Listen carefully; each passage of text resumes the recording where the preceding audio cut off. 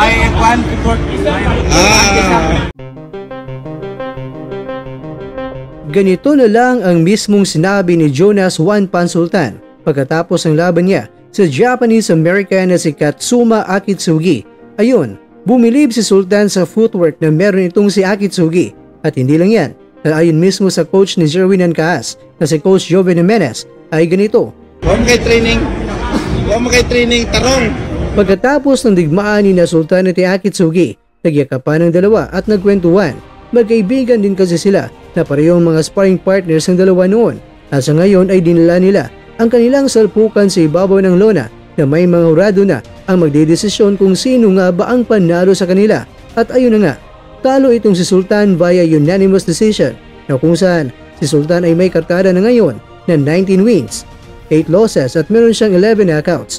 Habang ang Hapon naman ay nanatiling walang talo pa rin. Ito ay may kartada na 13 wins, walang talo at 3 knockouts. So ayun kakwento, nagkulang para sa preparasyon itong si Sultan sa kanilang laban.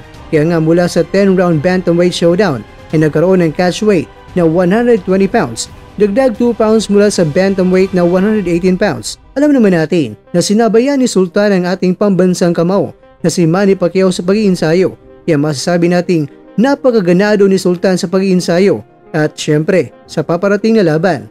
Pero ganoon pa man, ganyan talaga ang boxing. May nagwawagi at may nabibigo, pero kailangan lang na hindi marunong na sumuko. Ayon nga sa post ni Sultan sa kanyang social media, sinabi ni Sultan na maraming salamat sa mga sumuporta sa kanya. Bawi lang raw siya sa next fight. Ganun daw talaga ang buhay, weather lang. At napawuho si Sultan at nag-God bless din sa lahat.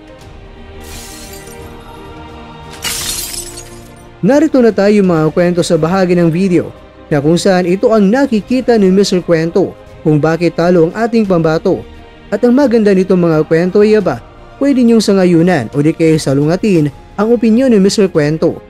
Ang naging pagkatalo ni Jonas Sultan kay Katsuma Akitsugi sa kanyang laban sa Fresno, California ay isang makabuluhang pangyayari sa mundo ng boxing na nagbukas ng maraming usapin ukol sa kondisyon, paghahanda at estratehiya ng isang boksingero. Isa si Sultan ay nasang bayani ng boxing sa Pilipinas, lalo pat siya ay nasa ilalim ng pamamahala ng Manny Pacquiao Promotions o sa Viva Promotions. Subalit, sa laban kontra sa batang Hapones si Akitsugi, malinaw na siya ay hindi nasa kanyang pinakamainam na anyo at ito ang naging pangunahing dahilan ng kanyang pagkatalo. Una sa lahat, kapansin-pansin ang isyo ng timbang.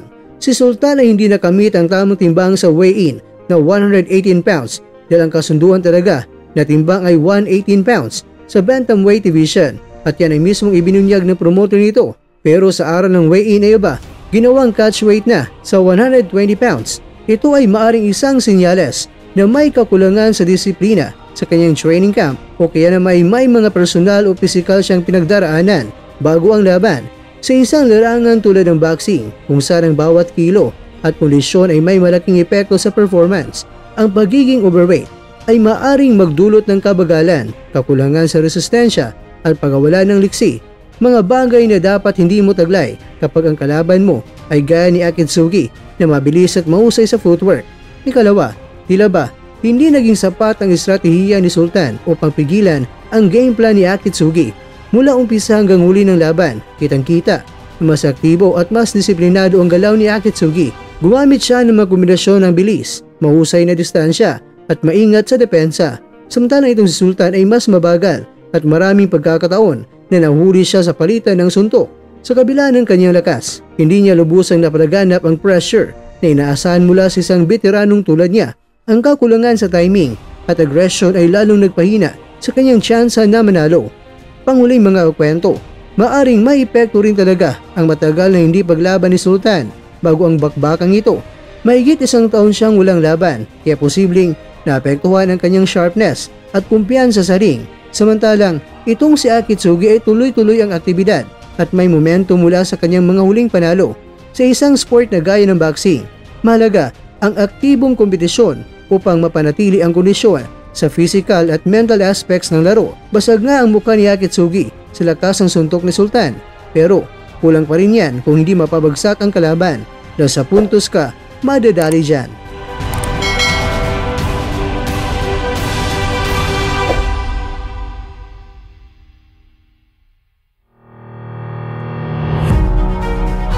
Mga kakwento, natalo si Juna Sultan hindi dahil siya ay kulang sa galing o karanasan, kundi dahil sa mga seryeng salik na naugat sa hindi sapat na preparasyon, kawalan ng tamang disiplina sa timbang at limitadong ring activity.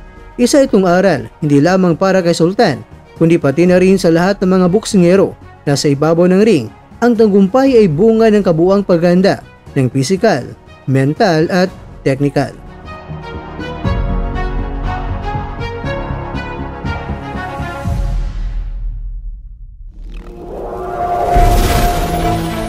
At dyan, nagtatapos ang ating kwento.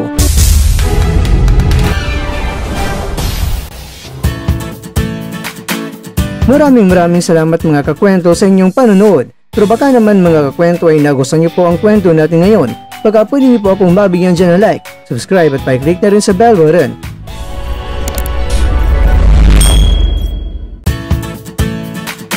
Pero bago tayo tatapos mga kwento, syempre, shoutout po muna tayo dyan sa ating mga kakwento. Kay kakwentong Birth Pain, kay kakwentong Jasper James Macarayan, kay kakwentong John Carlo Aviat, at kakwentong nanonood ngayon, shoutout siyo dyan. Bueno, hanggang dito na po muna ang ating kwentuhan at abangan nyo na po ating susunod na video. At dito lang po yan sa isang channel na kung saan maaring ito'y mga kwentong di pa na kwento sa inyo.